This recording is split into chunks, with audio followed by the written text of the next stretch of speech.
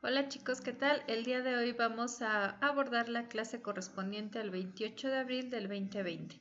El día de hoy vamos a ver el método de la ciencia política. Es un tema que ustedes ya leyeron, ya me entregaron una actividad de este tema. Únicamente es complementar lo que ustedes leyeron y explicarles algunos ejemplos. Nuestro bloque, pues es el bloque 5, el que hemos estado abordando. Identifica la noción de las ciencias políticas, específicamente el tema de metodología de la ciencia política, nuestro aprendizaje esperado, conoce las principales teorías y enfoques de la ciencia política y su aplicación en el contexto social. Bueno, me voy a enfocar en explicarles este esquema en el que ustedes recordarán se manejan los métodos de la ciencia política. Tenemos 5 en esta lectura que ustedes hicieron: el tipo, la hipótesis, el sistema, el modelo y los métodos. Vamos a comenzar con el tipo. El tipo es un esquema que permite encuadrar la realidad, es decir, nosotros vamos a ver la realidad o el fenómeno político y vamos a tratar de encuadrarlo en un esquema. ¿Qué tipo de fenómeno político es? Como cuando a las chicas les preguntan qué tipo de hombre les gusta y ellas dan las características. No, pues me gusta que sea alto, que sea blanco, que sea caballeroso, etcétera, etcétera. Entonces se empiezan a dar características del fenómeno o la persona o la situación o la cosa que nosotros queremos encuadrar en un tipo. ¿Qué tipo de cosa, persona o suceso o fenómeno político es del que estamos nosotros hablando? Para esto, como les pongo aquí en el punto número 2, nosotros tenemos un molde conceptual, es decir, nosotros ya tenemos previamente conocimiento de las características de ese fenómeno. Por ejemplo, regresando al ejemplo del tipo de hombre ideal, ¿no? Para una persona. Cuando yo me pongo a enlistar, a mí me gustan altos, delgados, blancos, caballerosos, etcétera, etcétera, es porque ya conozco ese molde conceptual. A veces se critica a las mujeres que son víctimas de violencia intrafamiliar porque a su vez en su infancia su padre fue violento. Entonces ese es el molde conceptual que ellos conocen. Entonces, como es el molde conceptual que conocen, ese es el molde que aceptan y asocian. Lo mismo pasa cuando hacemos una investigación de tipo social, en este caso política. ¿Cuál es el molde que yo ya conozco y voy a ver qué tipo de fenómeno o situación política es esta? El tipo también constituye una categoría de clasificación. Vamos a clasificar al fenómeno político de acuerdo a ese molde conceptual. ¿Cómo lo vamos a hacer? Principalmente utilizando la observación. Observando es como vamos nosotros a poder encuadrar el fenómeno en determinado tipo. Por ejemplo, aquí les puse el ejemplo de formas de Estado y formas de gobierno. Nosotros sabemos que somos una república representativa, democrática, laica, federal, ¿no? Entonces nosotros sabemos que esa es la forma de Estado y forma de gobierno de México. Nosotros esquematizamos nuestra realidad de las formas de Estado y formas de gobierno así. Somos república representativa, democrática, federal, laica. Ya conocemos el molde conceptual, ya sabemos qué es federación, ya sabemos qué es república, ya sabemos a qué consiste el que sea laica, nosotros ya lo sabemos, entonces por eso es que podemos explicarlo, ¿no? Constituye una categoría de clasificación. Nosotros podemos decir que somos una república presidencialista, no somos una dictadura, no somos una monarquía. Entonces, podemos decir que vivimos nosotros también una democracia. Entonces nosotros vamos a ir constituyendo categorías de clasificación. ¿Cómo estamos clasificados nosotros? Y podemos ver que somos determinado tipo de forma de Estado y forma de gobierno. ¿Cómo lo hacemos esto? Pues observando. Vamos a observar. La observación no se refiere a la simple acción de ver, sino la observación consiste incluso en aquellos datos teóricos que tenemos, ¿no? Como en el caso de su constitución, en donde nos establece las formas de Estado y de gobierno, y en el caso a lo mejor también de algunos datos históricos, ¿no? Nosotros sabemos que, por ejemplo, cambió nuestra forma de Estado y de gobierno cuando vino el proceso de independencia, ¿no? Ahí estamos nosotros observando el cambio que hubo. Dejamos de ser prácticamente una colonia de España en la que había un gobierno monárquico a pasar a ser una nación independiente con un gobierno, vaya, con toda su historia que ustedes ya conocen, pero pasamos a ser un gobierno republicano, ¿ok? Entonces ahí estamos viendo el tipo de forma de Estado y forma de gobierno que tenemos. Así podemos hacer lo mismo en cualquier fenómeno político.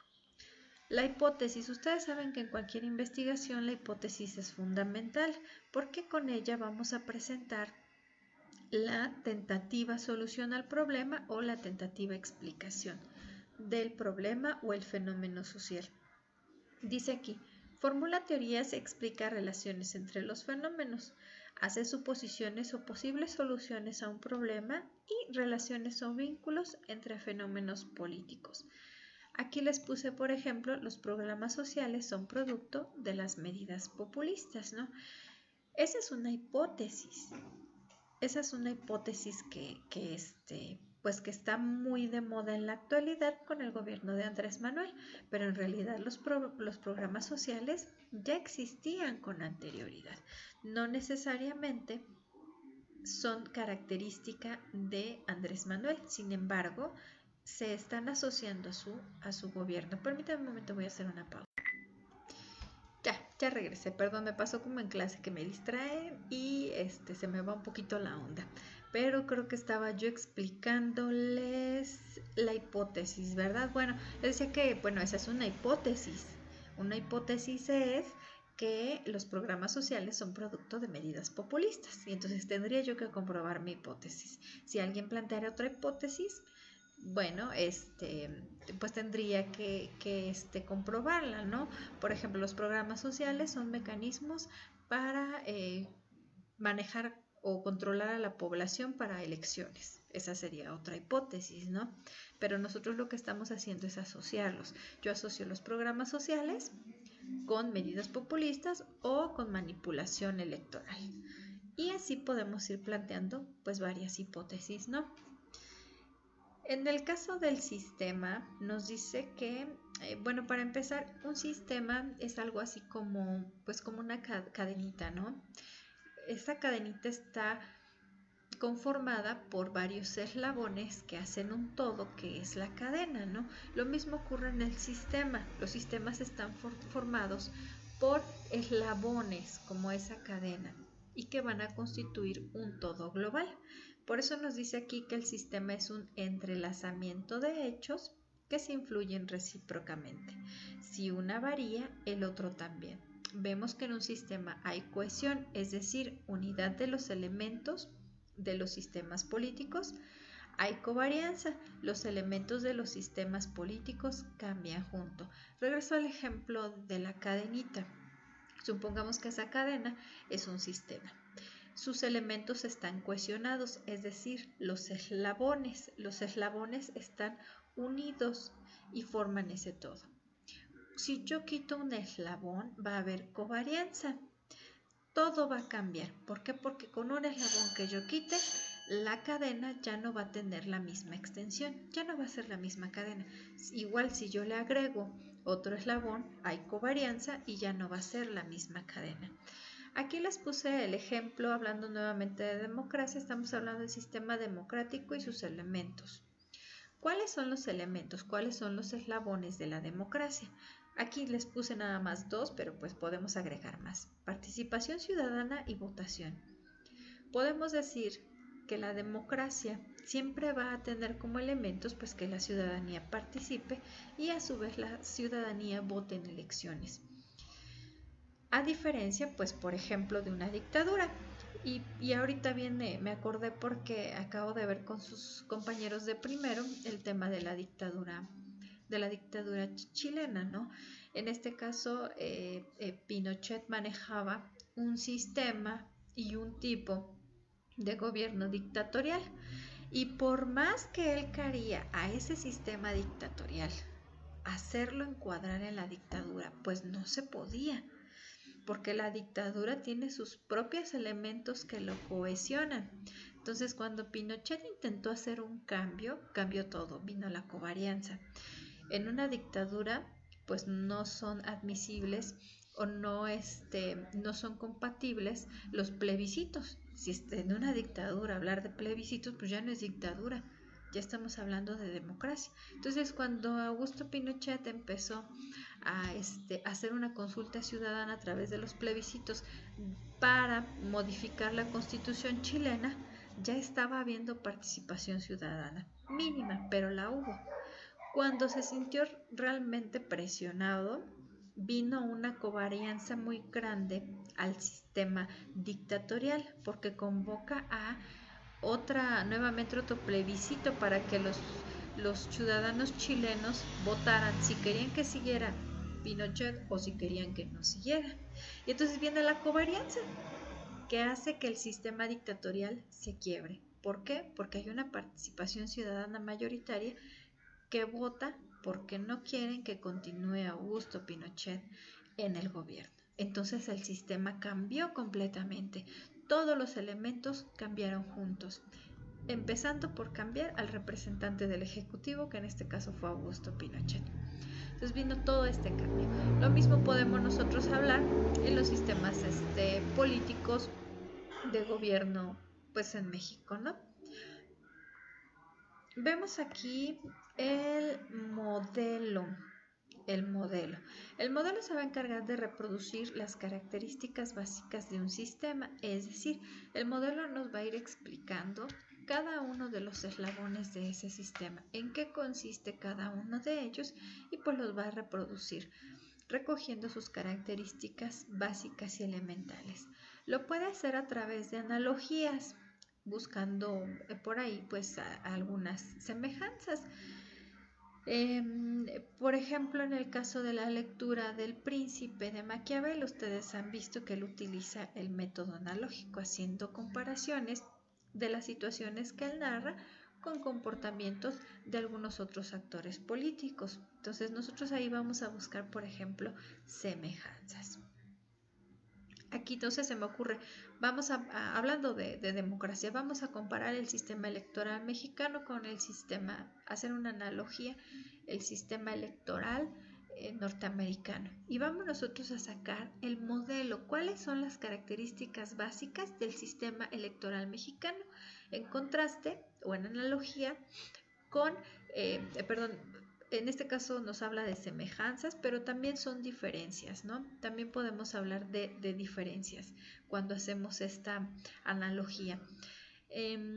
Vamos a reproducir las características básicas del sistema electoral mexicano con el sistema electoral norteamericano, ¿no? ¿Qué semejanzas tiene? Bueno, que hay participación ciudadana, que se puede elegir entre determinados partidos políticos, y también vamos a ver diferencias, ¿no? Que aquí en el sistema electoral mexicano pues participan todos los ciudadanos y allá lo hacen a través de un colegio electoral, etcétera, etcétera. Así podemos ir viendo esas analogías entre un sistema y otro para sacar el modelo electoral mexicano. Bueno, aquí vemos también que podemos hacer, hay modelos formales.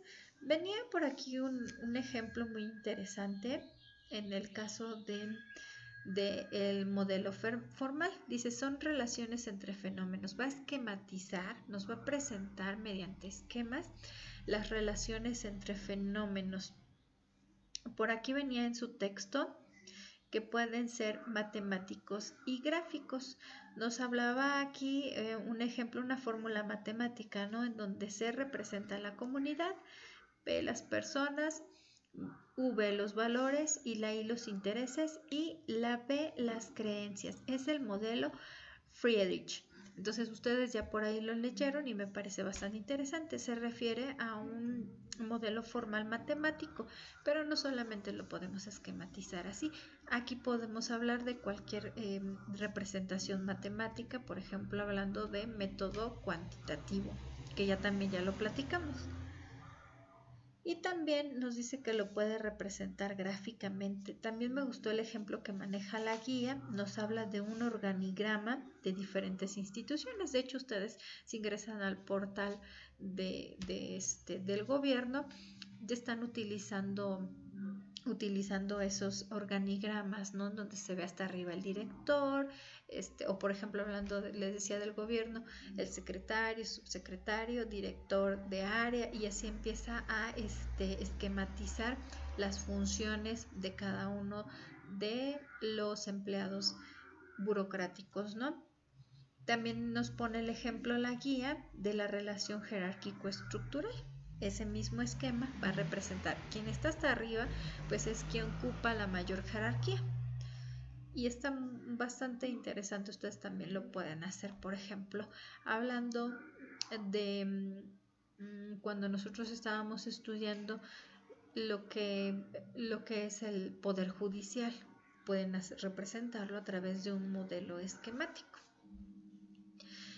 Y los modelos teóricos que nos van a explicar prácticamente un fenómeno político entrelazando muchos conceptos. Aquí también me gustó el ejemplo que les colocó la guía o las imágenes que les envié, porque nos habla de la explicación de la superestructura social desde la teoría marxista. Recordarán que Carlos Marx explica que las relaciones sociales están o se analizan o se explican desde lo que son las fuerzas productivas, en donde nos dice que el patrón tiene los medios de producción y el trabajador tiene la fuerza de trabajo, y que en base a esa relación se puede explicar todo lo que es la superestructura social, ¿no? Entonces podemos nosotros explicar por qué existe una ley laboral en México. Bueno, porque existen obreros que en su momento fueron abusados en cuanto a sus derechos laborales, y viene un proceso en el que se exige el reconocimiento de los derechos laborales. ¿Por qué? Porque existe un patrón. Está esa teoría, ¿no?, de que el patrón explota al trabajador cuando el trabajador es quien en realidad realiza el trabajo y es a quien el patrón le debe su enriquecimiento.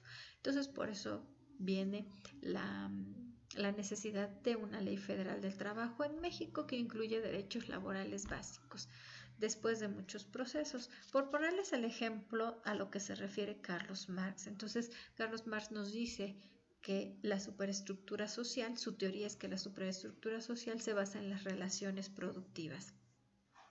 También no sé si se acuerdan que en algún momento les comenté que él decía que en su mayoría las leyes o la legislación es favorable para las personas de clases sociales altas, que son legislaciones que han sido elaboradas para beneficiarlos a ellos. Bueno, esa es una teoría, claro. Y los métodos, aquí enlista algunos de los métodos, pero ustedes ya saben que hay más, pero la guía nos maneja esto que es el inductivo, deductivo, comparativo, histórico y dialéctico. El inductivo, que va de lo particular a lo general. En el caso del método inductivo, nosotros vamos a tomar una situación particular para generalizarla, ¿no?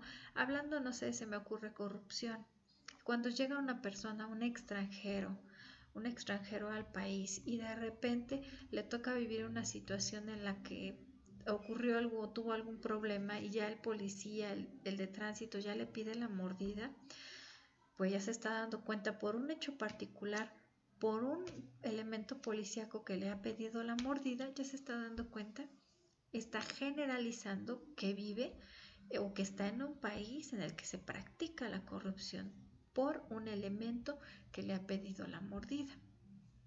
Lo deductivo, vamos de lo general a lo particular. También lo podemos ver, este ejemplo lo podemos ver a la inversa, desde la deducción. A nivel internacional, México ha sido catalogado como uno de los países más corruptos. Por lo tanto, las personas que llegan a México llegan con la idea de que si tienen trato con una autoridad en particular, probablemente esta autoridad también sea corrupta. Utiliza también el método comparativo, que ya lo comentamos, va a hablar de semejanzas y diferencias. Es el método comparativo o analógico. Y bueno, no podía faltar el método histórico, hechos pasados, es explicarnos hechos o fenómenos políticos presentes analizando el pasado. Esto ustedes lo pueden ver muy comúnmente en las redes sociales. Y aquí podemos entrelazar el método comparativo con el método histórico. ¿Cómo se compara el gobierno de Andrés Manuel en relación con el gobierno de presidentes anteriores, desde Enrique Peña Nieto hasta Felipe Calderón y el propio Vicente Fox, ¿no? Ahí empiezan a sacarse sus trapitos al sol en redes sociales y ya nos dicen, no, pues Felipe Calderón hizo esto mejor que Andrés Manuel, o Andrés Manuel lo está haciendo mejor porque Felipe Calderón nunca lo hizo, y empiezan a sacar y a relucir datos históricos de un fenómeno político o de un suceso político. Entonces es uno de los métodos más utilizados para la investigación política. Y por último nos habla del método dialéctico, que dice es la contradicción del fenómeno político que genera un cambio. Aquí parece un poquito complicado de entender la cuestión dialéctica, pero se los voy a explicar también desde el ejemplo de la corrupción, ¿no? Es un hecho que las estadísticas marcan y establecen, y los hechos así lo establecen, que México es un país corrupto. Pero tenemos conciencia, hay a su vez una contradicción, hay una conciencia de que en México se vive la corrupción. Entonces viene la contradicción de que hay que cambiar, no está bien. A su vez estamos viviendo un momento de contradicción. Cuando Andrés Manuel dice que va a luchar contra la corrupción en México, ahí vemos ese proceso de contradicción en donde se está resistiendo la realidad a la práctica de la corrupción. De hecho, todos en realidad nos contradecimos en la corrupción, porque cuando nos beneficia estamos contentos con la corrupción, pero cuando nos perjudica, contrariamente, estamos molestos con la corrupción.